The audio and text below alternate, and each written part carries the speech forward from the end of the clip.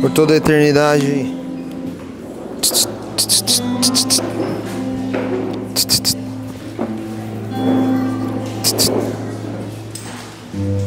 Tá desligado.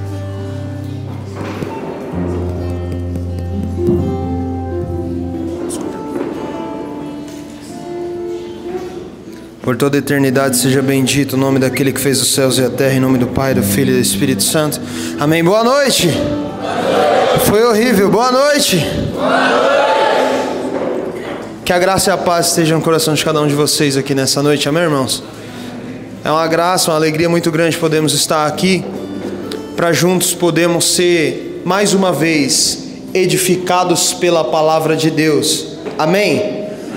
Presta atenção numa coisa, olha aqui para mim, por favor. Deus nunca reuniu um povo à toa. Todas as vezes que o Senhor reuniu um povo, Ele decidiu e desejou manifestar a glória dEle num ambiente de graça. Então entenda uma coisa, irmão. A partir do momento que você entrou aqui dentro, que você sentou nessa cadeira, que você participou da oração, você não está no local que é controlado por mãos humanas. A partir do momento que você passou por aquela porta, você decidiu perder o controle. Amém? Amém, irmão? Amém. Quando você passou por aquela porta ali, você esteve totalmente na disponibilidade de perder o controle. Provoca o irmão que está do seu lado e pergunte para ele assim: você está disponível para perder o controle, irmão? O problema é que a gente não quer perder o controle.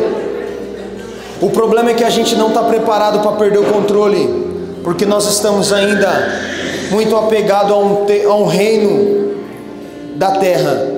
E se nós ainda continuarmos no reinado da terra, a gente não vai conseguir viver com o olhar virado para o eterno. Amém, irmãos? Eu me chamo Jorge Garcia, eu tenho 25 anos, sou lá de Mauá, não sei se vocês conhecem, um pouquinho longe daqui. Eu sou membro fundador da comunidade Missão Aleph.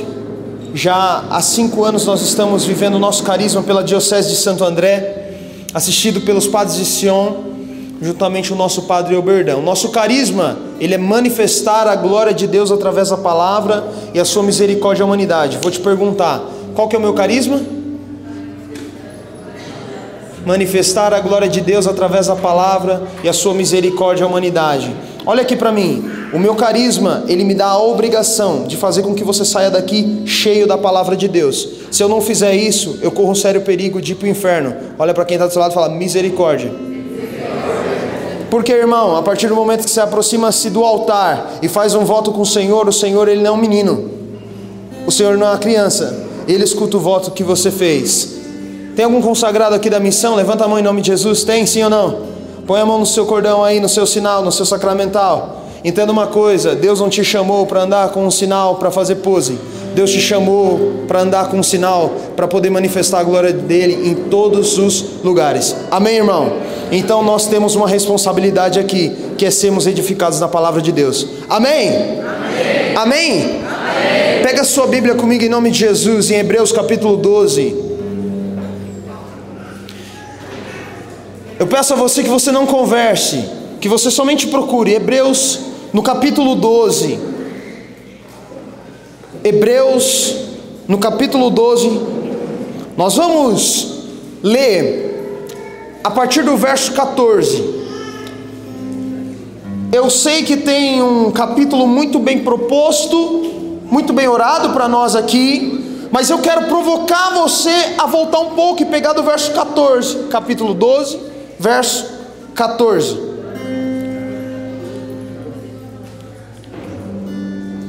Amém? Quem achou, diga glória a Deus. O tema que o Senhor propôs para nós aqui nessa noite é caminho de santidade, irmão. Olha para quem está do seu lado e fala assim: misericórdia. Falar de santidade hoje em dia é falar de desapego. E falar de desapego é falar de se abandonar. E quem não tem capacidade de se abandonar na mão do Senhor não tem capacidade de santidade. E sem ela você não pode chegar ao céu. Eu quero perguntar para você, já antes de nós lermos a palavra, qual é a recompensa da santificação?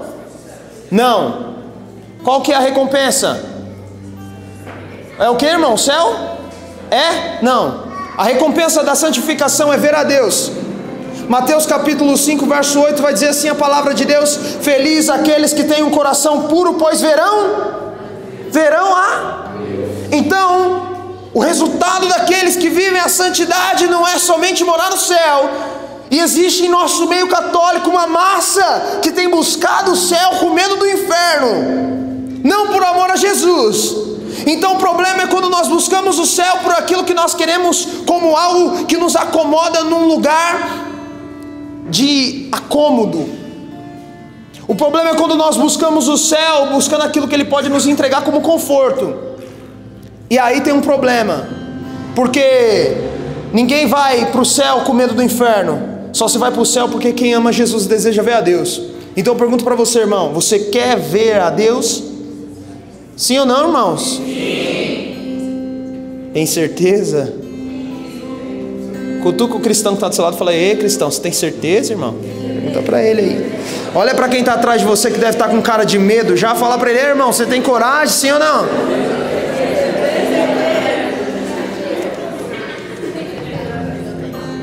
Amém?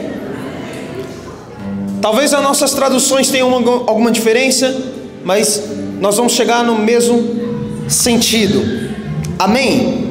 A palavra do Senhor nos diz assim, verso 14 do capítulo 12 de Hebreus: procurai a paz com todos e a santificação, sem a qual ninguém verá o Senhor. Então você já viu aí que sem ela você não pode ver a Deus. Problema, irmão, problema. 15: velai, porque ninguém venha subtrair-se à graça de Deus.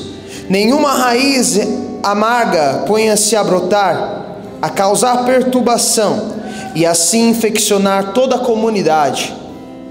Velai, porque não haja libertino ou profanador, tal como Esaú, que por um simples prato vendeu seu direito de primogenitura. Pois, como bem sabeis, quando ele quis a seguir herdar a bênção, foi excluído, e não houve para ele ensejo algum de mudança, apesar de suas súplicas e lágrimas. 18: vós não vos aproximastes de uma realidade palpável, fogo que se consumiu, escuridão, trevas e furacão, som de trombeta e ruído de voz. Os que o escutaram recusaram-se a continuar ouvindo a palavra, pois não podiam suportar essas exortações. Quem tocar na montanha, mesmo o animal será... Ajuda eu aí, irmão. Será? O quê? Na minha tradução está lapidado, irmão. Aqui está apedrejado? Aqui está lapidado. É quando você é atacado que Deus começa a lapidar você para uma vida de santidade. É quando você pisa no lugar certo que Deus começa a lapidar você, irmão. É por isso que existe riqueza na palavra de Deus. Uma está falando de apedrejamento, mas a minha está falando de ser lapidado. Apedrejamento é ser morto, mas a minha está falando de aperfeiçoamento. Então entenda uma coisa: quando você está no lugar certo, ainda que seja uma montanha onde as pessoas te jurem de morte, Deus está aprimorando você para o céu, irmão. Ninguém dá glória a Deus, eu acho que são tudo testemunha de Jeová, irmão.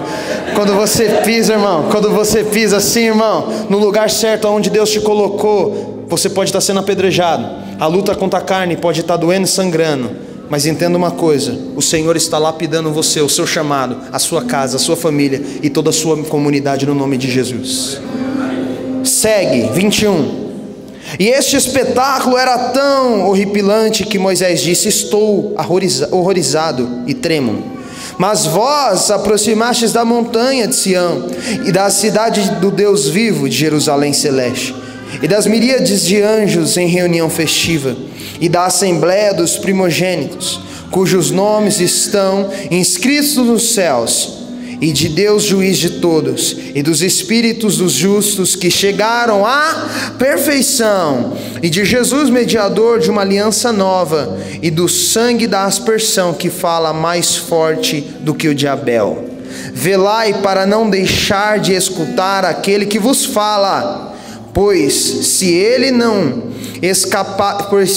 não escaparam ao castigo quando recusaram ouvir aquele que os advertia sobre a terra, com que muitos mais razão, também não vós lhe escapareis. Se nós desviarmos de quem nos fala do alto dos céus, ele, cuja voz então abalou a terra, faz agora a seguinte proclamação: uma última vez farei tremer a terra, e não só ela, mas também o céu. 27. As palavras, uma última vez, anunciam o desaparecimento de tudo quanto participa da instabilidade do mundo criado, a fim de que subsista o que é inabalável, já que nós recebemos um reino inabalável.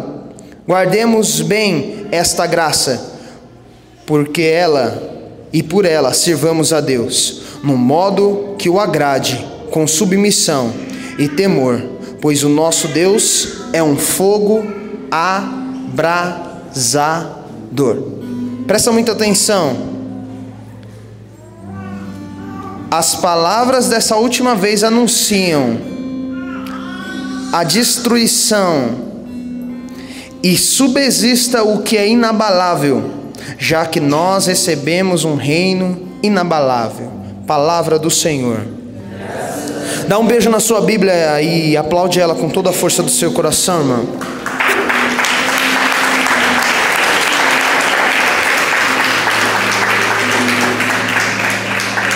Olha para mim aqui.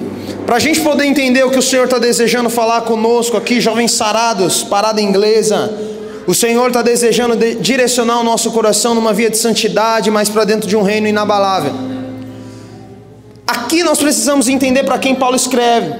É um dos únicos livros onde a palavra inicia-se e tem um título, toda essa carta, para um povo destinado, que é o povo hebreu. Depois da Torá, que são os primeiros 5 livros da Bíblia, é um dos únicos livros que aborda diretamente o povo judeu. Então, para com que você possa entender o que está acontecendo aqui, nós precisamos dar uma caminhada 516 anos antes de Cristo. A tradição nos ensina que 516, Alexandre o Grande, ele reedifica o templo, ele reestrutura o templo do Senhor, a liturgia do templo, e ele começa a organizar ali com o povo judeu os cultos do templo. Ali dentro eles começam a organizar, colocar ouro nas paredes, eles começam a colocar grandes pedras, eles colocam 12 portas no templo, uma delas é a porta das ovelhas, onde Jesus passa no seu evangelho, e você precisa entender que aquele templo todinho é uma fortificação imensa, aonde o povo é chamado lá para dentro, para poder viver os mandamentos de Deus. Então todas as vezes que o povo falava de santificação, o povo falava de templo. Todas as vezes que o povo falava de se ali mortificar, o povo falava de templo. Existe dentro desse povo as 613 mitzvot, que são as leis. Para nós é difícil cumprir 10, sim ou não? Sim ou não, irmãos? Sim. Então para eles são 613. Então todas as vezes que nós falamos de lei, todas as vezes que nós falamos de mortificação, de santificação, esse povo corria para onde? Para o templo. Todas as vezes que esse povo buscava a santidade, para onde eles corriam?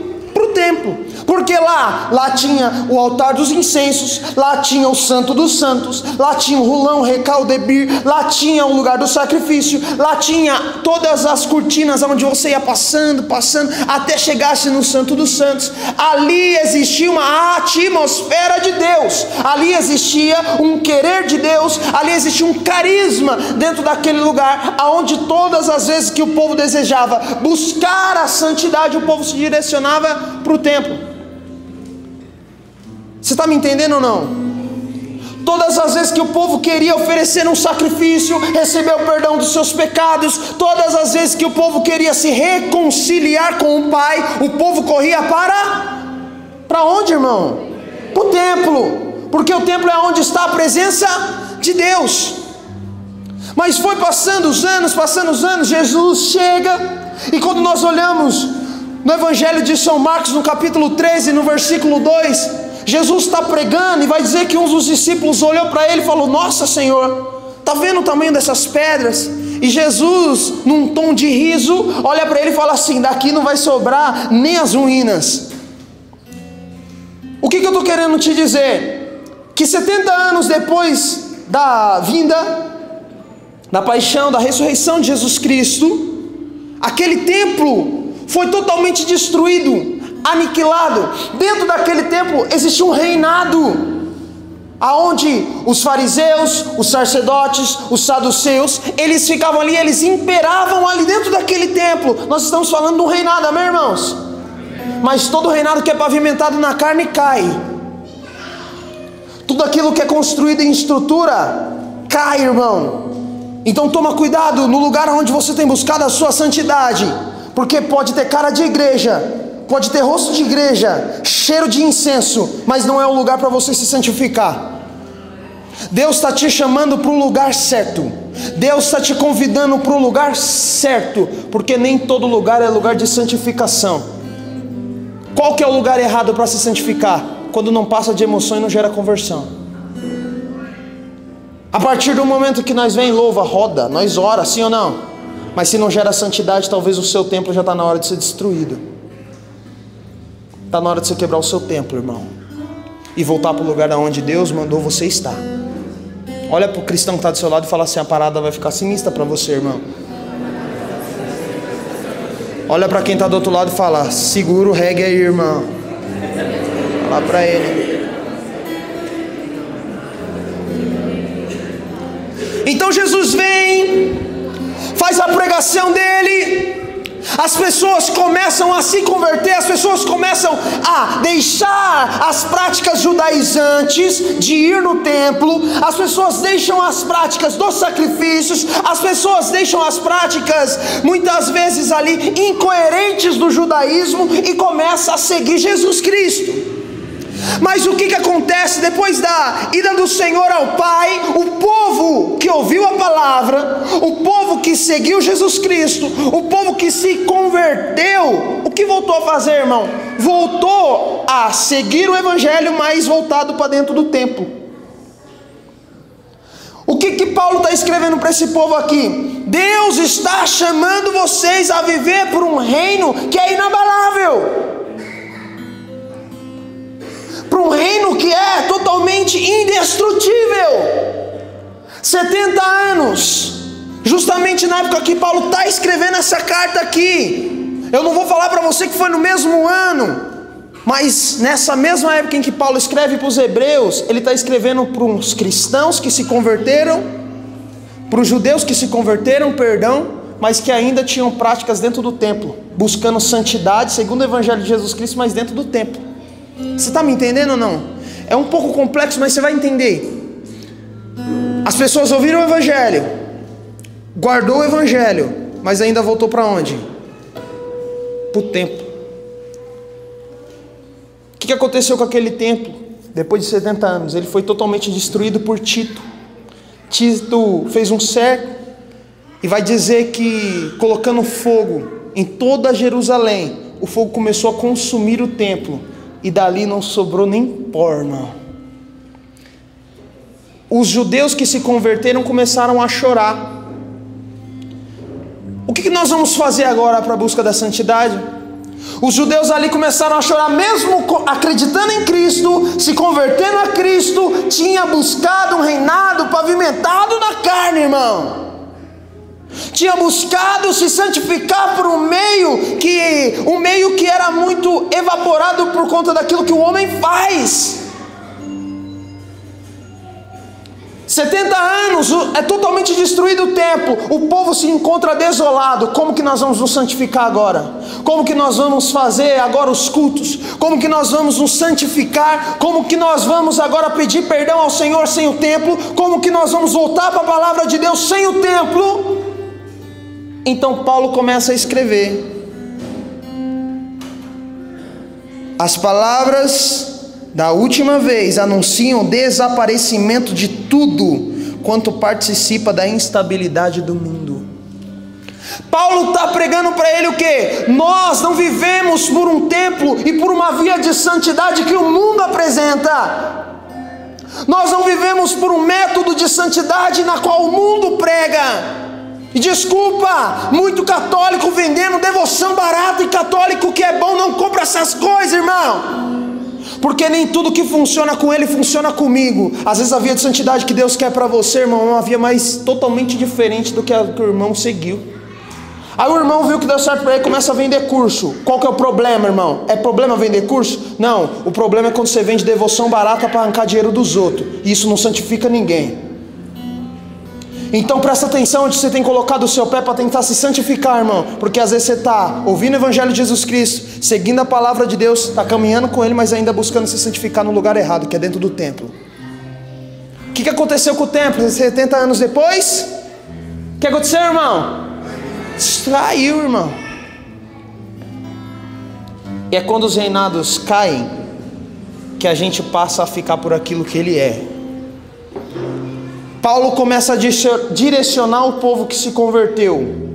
Paulo começa a direcionar o povo dizendo que, ei, vocês precisam aprender a se despedir disso.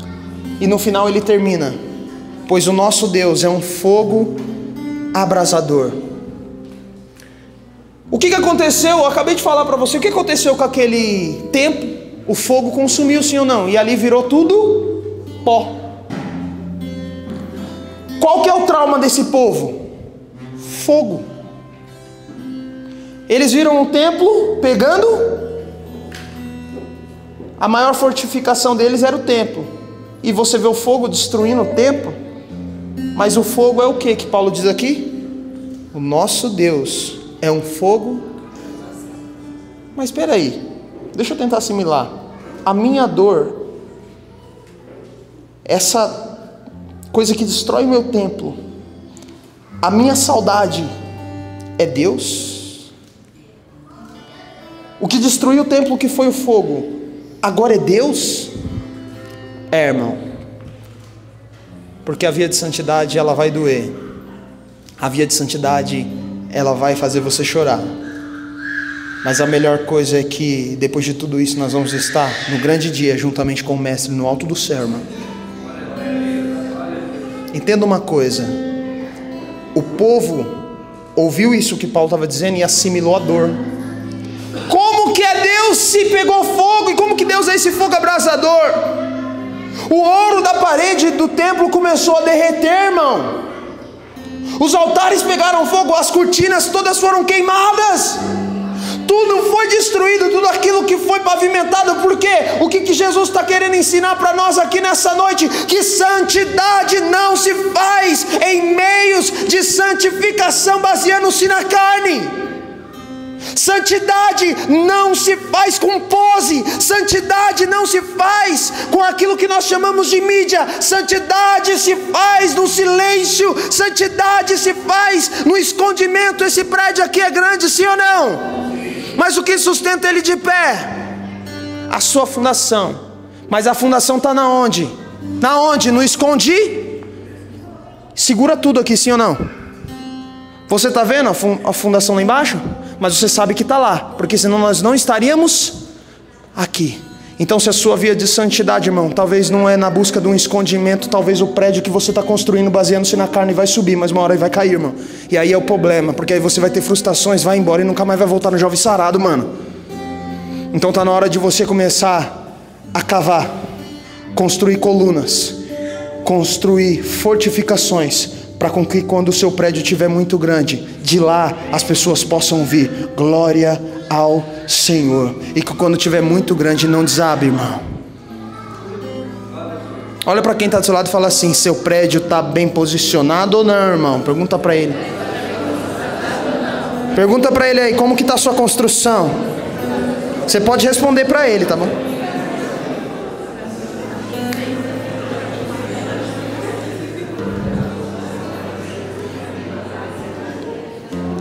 O que aconteceu com o templo?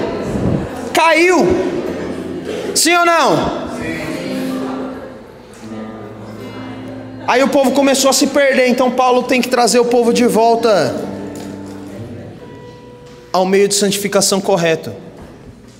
Eu comecei falando para você que o resultado daqueles que buscam a santificação é ver a Deus. Provérbios capítulo 22, versículo 11 vai dizer assim: aqueles que tiverem um coração puro serão amigos do rei. Amigos do rei. Sim ou não? Pois se pega a sua Bíblia, você vai ver que está escrito assim lá. Provérbios 22, 11. Aqueles que tiverem um puro coração serão amigos do rei. Então, se tem um rei, tem um palácio. Se tem um palácio, tem um reinado. Se tem um reinado, significa que tem torres e é inabalável. Mas para você ser amigo, você precisa se aproximar dele. E Jesus não era católico. Jesus era judeu. E no judaísmo, conhecer significa estar debaixo do mesmo teto. Você não pode falar: eu conheço um judeu se eu nunca fui na sua casa. Eu não te conheço. Então, para você viver com Jesus Cristo, primeiro você tem que conhecer Ele, irmão. Tem muita gente fazendo fofoca de Jesus, irmão. Eu aprendi com Jesus e com a minha mãe assim, que quando você fala de uma pessoa sem dela conhecer, você está fazendo fofoca. Cuidado, irmão, que você pode estar fazendo fofoca de Jesus, cuspindo uma intimidade que você não tem.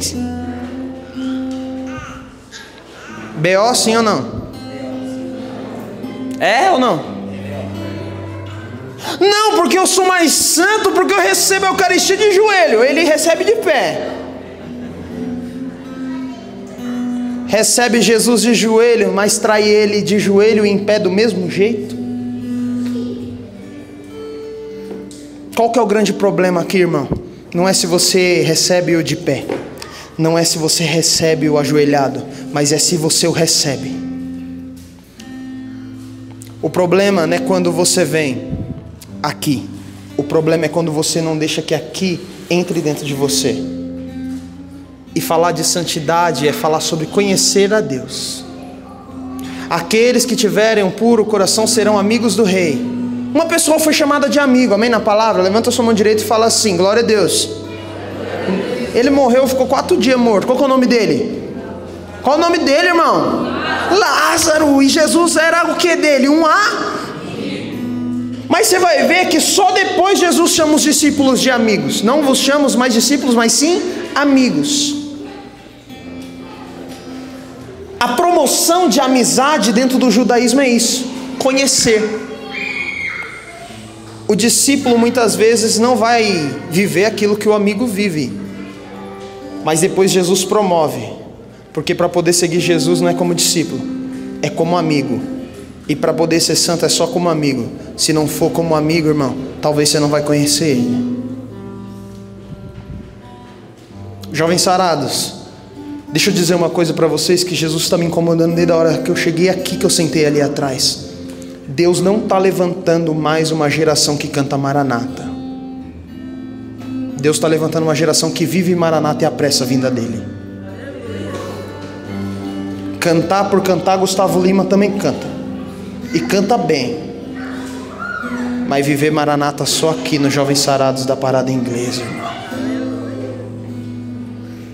Deus está te chamando a viver Cristo, a enamorar Cristo, a ser penetrado, enxertado dentro de Cristo, para poder ser um com Ele. Porque senão nós vamos construir um reino totalmente destruído, quebrado.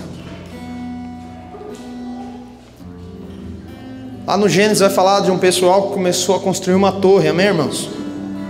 Amém? Chegaram num lugar onde Deus não mandou, se estabeleceram no lugar onde Deus não mandou se estabelecer. E aí que está o problema, é quando você para no lugar onde Deus não mandou você se estabelecer. Olha para mim, Satanás ele tem a mania de acomodar você num lugar parecido com o lugar de finalidade. Satanás tem a mania de acolher você num lugar parecido com o lugar de finalidade. Sabe para quê? Para você parar, para você se acomodar. Tá muito bom aqui, é ou não é? O irmão canta demais, aleluia. Se deixar eu quebro a cadeira ali de tanto orar. é gostoso, é bom estarmos aqui. Não foi assim que Pedro falou para ele na transfiguração? É bom estarmos aqui, deixa eu construir umas 3 tendas aqui para nós ficar aqui. É ou não é? É bom, irmão. Mas entenda uma coisa: Deus, Jesus, Ele está te chamando para um nível de intimidade mais profundo, além daqui. Jesus está te chamando para ir na oração. Aquele povo se estabeleceu num lugar parecido com um lugar de finalidade. Vai dizer que era plano, era limpo, era bacana. E vai dizer que eles começaram a falar um só idioma. Olha que maravilha. Olha para quem está do seu lado e fala assim: olha que coisa boa. Fala para ele: olha que coisa boa, mano. E eles falaram assim: ó, vamos construir uma torre. E eles começaram a construir a torre. Só que chegou um homem de Deus, provavelmente ele era de Mauá. E ele falou assim: vamos trocar pedras por tijolos. Eles trocaram o quê? Pedras por... A pedra quem inventou? Quem inventou a pedra? Quem inventou o tijolo? O homem. O problema é quando você deixa de construir coisas com Deus para começar a pavimentar as coisas na carne. O que aconteceu com a torre? Porque eles começaram a trocar pedra por... E o tijolo quem faz? O homem. Mas a pedra é a partir do momento que você troca o direcionamento que Deus te dá para viver daquilo que você acha que é bom. É a partir do momento que você troca aquilo que Deus está te dando. No momento que você troca a pedra por um tijolo que foi feito por mão humana. Não pavimente a sua relação com Deus em cima daquilo que é do homem. Não pavimente o seu relacionamento com Deus baseando e pautado-se na palavra dos homens, mas segundo a intimidade que você tem com Ele. Eu quero te perguntar, irmão: você conhece Jesus? Você conhece Jesus? Ou melhor, Jesus conhece você? Jesus conhece você, irmão? Não vos conheço, Ele te conhece tanto que às vezes Ele não reencontra o reino dele em mim, irmão.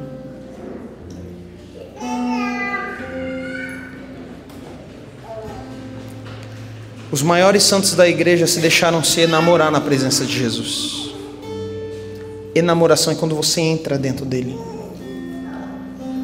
E se você não se deixa enamorar na presença dele, irmão, a sua vida não passa pelo crivo da santidade.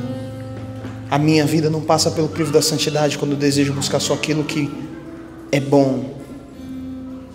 E aqui eu não estou falando de pecado da carne, não. Não, o irmão está falando de narguile, bebida. Estou falando disso? Estou falando de cigarro? Estou nada, irmão.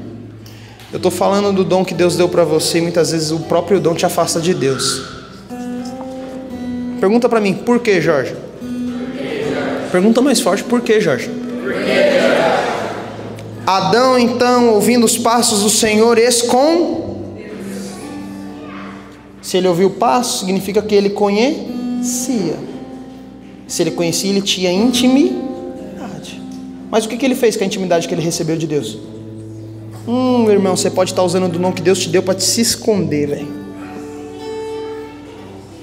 Você está vendo que é mais perto do que a gente imagina? Às vezes o próprio dom que Ele nos dá nos afasta dele. Adão ouvia e conhecia os passos, mas o que ele fez com aquilo que ele tinha de conhecimento? Se escondeu, irmão. Cuidado para não se esconder, irmão, debaixo daquilo que Deus está te entregando para utilizar como salvação de almas. Cuidado para não esconder a glória de Deus debaixo daquilo que... Esconder aquilo que Deus te deu. A intimidade que Ele te deu. O relacionamento que Ele te deu. Para se esconder, irmão. Adão, onde está a voz? Senhor, escondi-me de ti porque estavas nu. Mas quem falou para você que você está nu? Mas ele utilizou do dom que ele tinha, irmão, para se afastar de Deus. Eu não estou pregando para primeiro anúncio, eu estou pregando para servos consagrados aqui dentro. E talvez o dom que Deus te deu está te afastando dele, porque você não está sabendo utilizar aquilo que Deus te deu da maneira correta. Eu não sei porquê, mas eu sinto que nessa pregação o Senhor está colocando alguns missionários aqui no prumo. Alguns membros aqui de caminhada, até com a mente blindada, não é para mim, no prumo. Cuidado que você pode estar usando do dom que Deus te deu, irmão, para se esconder dele. E aí que está o problema. Um reino inabalável não é construído com bloco, é construído com intimidade. Um reino inabalável é construído com isso. Amém, irmão? Amém, irmão? Amém. O nosso Deus é um fogo abrasador. Vou te perguntar uma coisa. Eu trabalhava em fundição, amém, irmão? Eu sou formado em mecânica diesel. Eu trabalhava com trator, ciclo diesel. Eu lembro que quando eu queria dar forma a uma peça, eu esquentava ela no maçarico, esquentava. E eu começava a fazer o quê?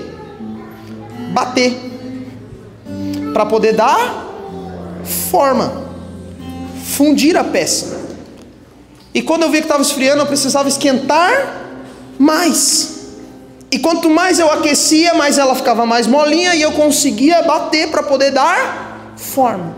Só que quanto mais você bate, e se um dia você puder conhecer uma fundição, você vai ver isso. Quanto mais você bate, por de fora cria uma casca, que é uma naturalidade do ferro. Aquela casca, enquanto você bate, ela vai esfriando, ela vai caindo enquanto você bate. Deus é um fogo abrasador com você por causa disso. Ele te aquece, ele começa a bater, e ele começa a dar forma. Sabe por que dói? Dói não é porque ele bate, dói porque a casca começa a cair. Dói porque a casca começa a cair no chão. Mas no final você sai totalmente moldado, irmão. É por isso que eu fiz questão de ler inteiro o capítulo, para mostrar para você que aquilo que é apedrejamento, aquilo que é pancada, aquilo que é lágrima, aquilo que é dor, aquilo que é sofrimento, é o Senhor te preparando.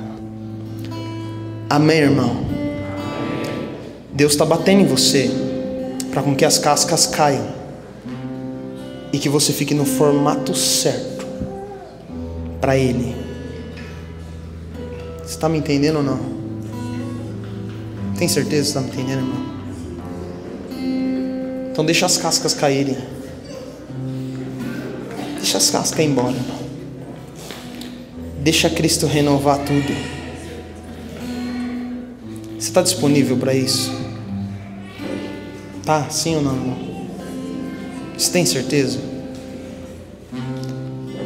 Está disponível para entrar numa via de santidade, mais uma via que você vai precisar ser forjado, esquentado, batido. E nesse processo de batição as cascas vai começar a cair, vai doer, vai chorar. Mas é aí que você vai começar a ser santo, irmão. Você quer isso para você? Tem certeza? Absoluta? Você que é jovem sarado, você quer? Você quer isso? Mas você precisa estar preparado e no entendimento que você vai ser forjado, irmão. E o processo da forja dói. O processo da forja machuca.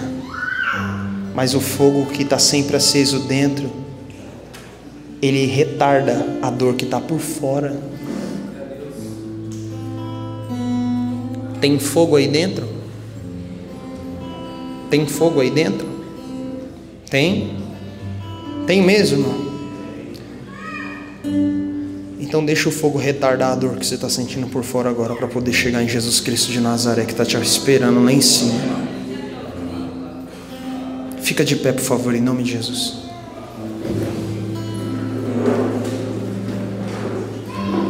A porção que o Senhor me deu para pregar aqui foi essa, irmãos.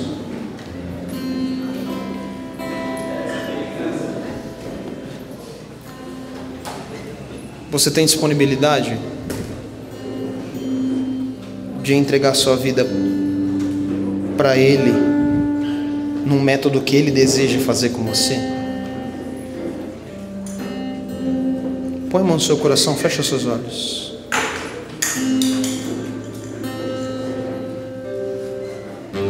Lembra dos dias que Jesus te chamou.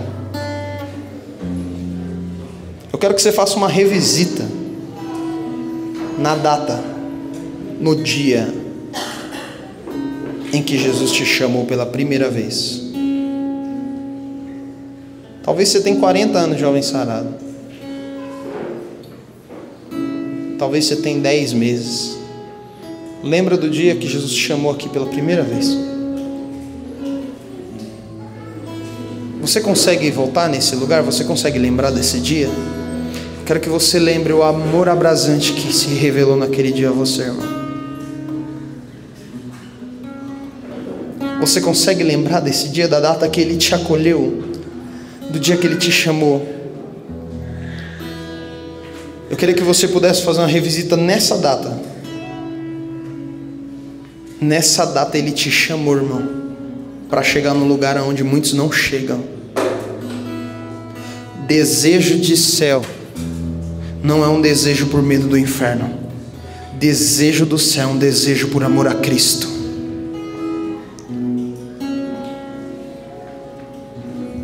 Fala para Jesus. Os templos foram totalmente destruídos, e depois a samaritana vai perguntar onde é o lugar certo de adorar. Ele fala: nem aqui nem em Jerusalém. Mas o Pai procura os adoradores que o adorem em espírito e em verdade. O templo agora é você, irmão. E eu queria que você pudesse entrar dentro desse templo, aonde os santos entraram e se santificaram. Entra dentro do templo que é você agora. E encontre Jesus, talvez num cômodo onde você o trancou. Encontre Ele num ambiente talvez onde você deixou Ele sozinho. O reino inabalável de Deus começa com você. O reino inabalável de Deus, ele começa por você. Entenda uma coisa: você é templo. Você é o templo, mas dentro desse templo agora já não tem mais sacrifícios. Por quê, irmão? Dentro desse templo, por que o incensário já não sobe com odor agradável ao Senhor? Por que já não existe alegria dentro desse templo? Por que ser de Deus se tornou um peso?